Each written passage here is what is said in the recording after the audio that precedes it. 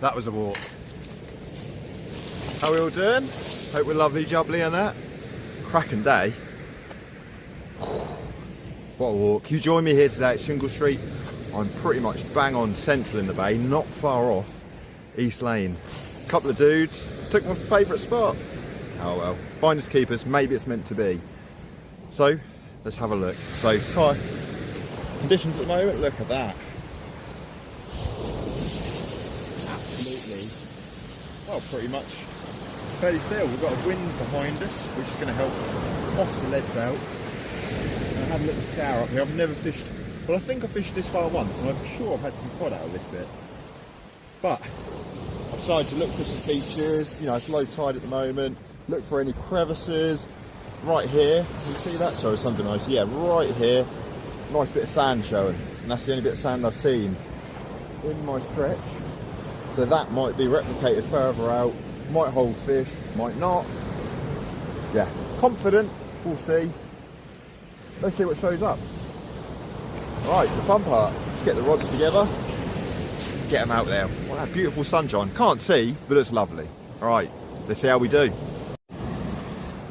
Right, chaps and chapesses, as you can see tonight, little and large. So the large Sonic Black SKS, 14 foot, 5 to 7 ounce. You might see a red 170 gram weight on that. We've got a dropper pulley on that tonight. I'm going to shorten the tail down on that one, and that one's exclusively, which I'll show you in a bit, going to be rag and lug wraps with a bit of squid as well. Last time I fished here, Crab City. Absolutely, as soon as it went in, tap, tap, tap, tap, tap, tap, tap. Tiny little, you know, them quivering taps that are iconic with crabs. But I'm going to wrap it up, and I'm going to wrap it up good. Big baits tonight, guys and girls, big baits. Big baits will equal big fish. So let's talk about the little Axia rod on the left. Very cheap rod, although I have had my biggest ray on there, which was about, I didn't weigh it, but about 7, I would say, looking at other people's rays. And by gum, did that bend over. Great fun. I'm not much of a tackle tart, as you've probably seen if you've watched my videos. I wish I had the money to, but I know that can do just as well as that big rod on the right. Maybe not get as far, but I like me fun anyway.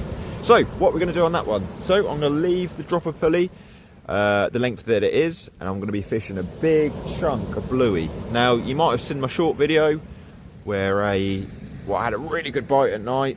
That wasn't on that rod, but it was on a big chunk of bluey, and it literally took everything off bar the gill plates and head. Literally wiped off. Don't know what it was. Maybe bass. It was a bit too erratic for a ray in my opinion.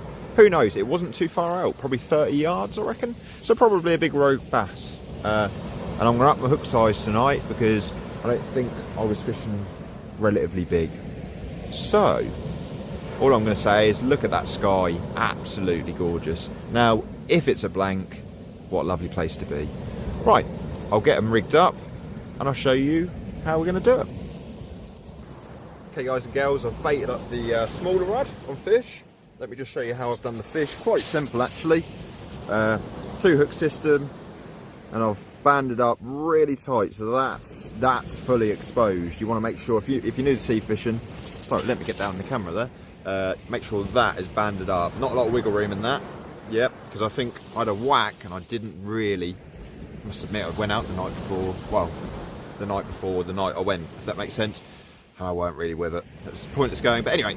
Yes, you want that nicely banded up, and all I've done with the second hook is hook it in. That's more, for me personally, that's more of a hold. Some people actually might switch that round, which is fair enough. I've put a lot of scissor marks, you can see a lot of blood, oil. If you've never used blueies either, get on them. They're, in my opinion, 4 times as oily as mackerel, probably there or thereabouts. Don't quote me on that totally, but they're solid. I use these for my pike fishing. They're herring basically, and the flesh and the ooze and the oil and the goodness, because not only am I hoping to catch on this, I'm not expecting to. I'm going to be casting this about 40 yards and then the other one about 80, 90 yards. Why? And what I'm going to do is angle it. So, well, the tide's now about to turn again, so it's going to start flowing that way. And what I want to do is angle this enough, so roughly, if you imagine the tide whipping back through that way, roughly, so the scent trail of this fish is being oozed somewhere around my big worm bait. Why? Well, it's all about scent trail, isn't it, guys? So that's my logic anyway. Should pick up a ray on that. I could get this rod out to where I need to be for the ray, 40, 50, 60 yards, easy. So that's one top tip. If you need, especially with the something ling fishing, I'm not going to say we're going to have one. I'm not going to get my hopes too high. This is Suffolk. Suffolk ain't too good anymore. But it's going to give me a better chance if I know there's a good scent trail flowing through the water anyway. Especially there's quite a few anglers here tonight. But this is the first good tide, first strong tide in about a week and a half. There's a good chance, I think. There's going to be a good pull, so that's what we want. But let's hoss this out and get the other rod set up. I'll show you what it is. Well, let's just show you the dropper pulley system for all you guys that don't know about the dropper pulley. So you've got your lead down here, and then you've got this clip, and you can easily take the hook length off. Now, what I'm going to be doing, what I love about these, is creating 4 hook lengths. So using obviously one at a time on each rod, so 2, but whilst they're out, whip another one up. I mean, to be honest, I'll probably leave that out for longer than I would a worm bait, because that's going to have plenty of ooze for a while.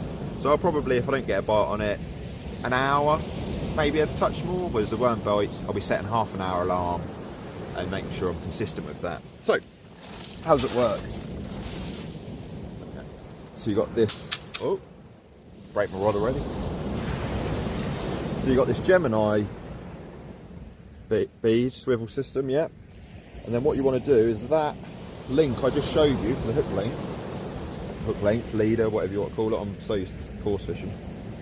Tail, so many words. You want to clip that on there, and then you want to clip that hook on to that hook holder where the breakaway is, yeah? Like you usually would with a pennel. Once that hits the bottom, that will release, and you've got all this lovely leader. See that? And that's all, especially when the tide's on the ebb, that will be nice and straight behind your lead. Especially when it comes to ray fishing and fish that are sensitive to thin lead, you know, bottom feeding fish, should put you in a good position. Now, to me, now looking at the ocean, the sea this way, ocean, bottom on a boat, it's pulling round. So what I'm going to do is tuck this one more there, and then chuck the other one more over there. But anyway, let's stop babbling on. Get a bloody rod in the water, James. Let's get it out. And we're away. So both rods are out. I didn't show you the right one, but I've basically shortened the leader, the tail of the dropper pulley, by about 4 inches. And although I'm going to be fishing big baits tonight, I'm going to wait for that sun to get down a bit. I always have the first cast to get my eye in, you know, to get back in the rhythm of casting, and to fish a smaller bait anyway. So, well, I've got 3 lug on that. It's not tiny, but it's not the big half a fist size baits that we want for our biggest fish species. Not to say you won't get a cod on that or a ray on that or anything, of course you will. But, you know, for later on, once the sun goes down, fish get more confident. That tide will be starting to turn in about half an hour fully. Come back the other way, and I'll switch the rods over as well. But yeah, fingers crossed. What I said it before, what a beautiful evening. You know, hopefully we can make something happen.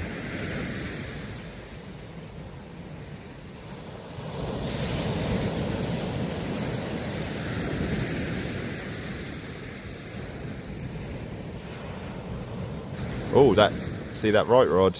Nibble, nibble, nibble. Is it crab again? Is it them dready whiting? Maybe I will be up on my bait size before dark. But if we get a whiting, at least it's not a blank. Just wanted to switch over to behind us here. That beautiful sunset. It's not all about catching fish, is it? It's about, you know, nature. Gorgeous. Probably should have done this a little bit earlier, but look at that. Stunning. Truly blessed.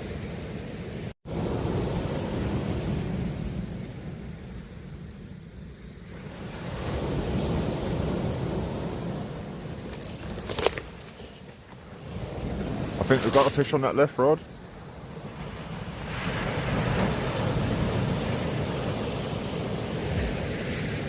No, it stopped. That was very positive. Yeah, it's there, isn't it?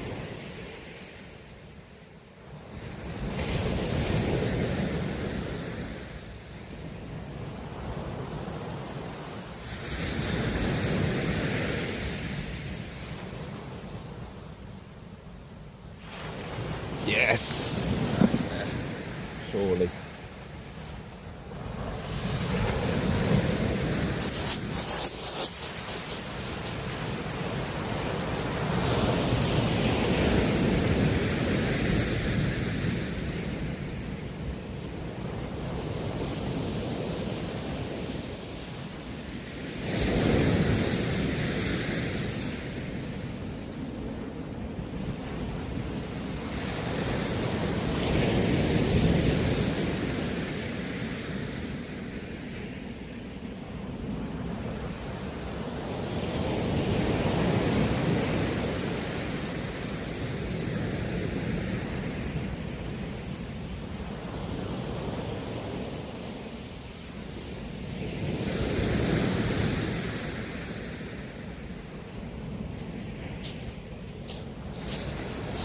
Well guys, we haven't blanked.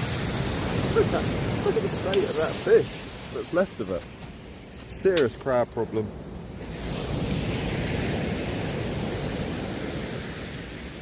Half decent whiting.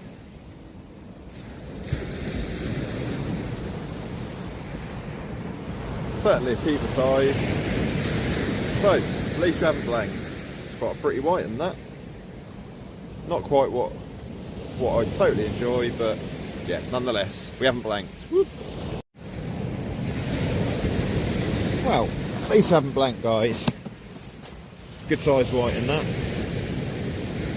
As you can see, the night tops are out. So this time, as you probably remember from earlier in the video, oh, right, I've switched the rods around now because it's going to be flowing more right to left, and I want that scent trail hitting that right rod more so. So switch them around a little bit.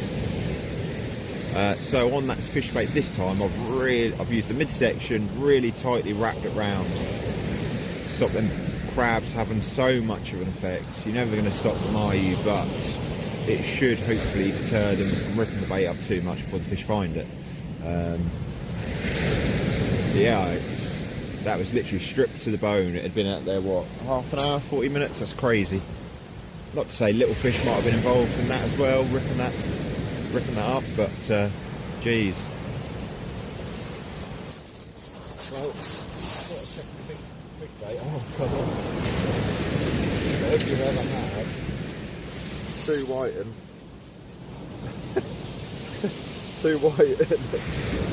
on one rod. Crazy, absolutely crazy. Alright, we'll see out there in numbers.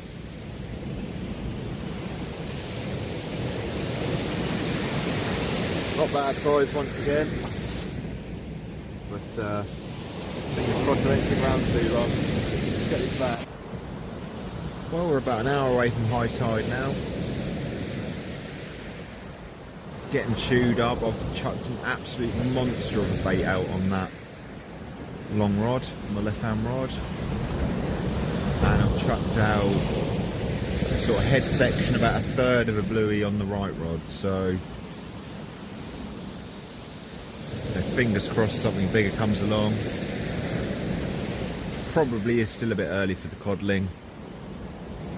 I'd have thought we'd have seen a ray. I've been told they do show her off here most of the year, but perhaps that really rough weather we've had over the last couple of days have pushed them out. Plenty of taps now and again off the whiting. I'm hoping that my baits are big enough to deter them a little bit. Just reeled the long rod in just to check the bait, just going to change it over. A nice little ray there, look, nothing huge, but in my opinion beats the whiting hands down. So yeah, nice little fish. Let's get the new bait out and see if there's anything better.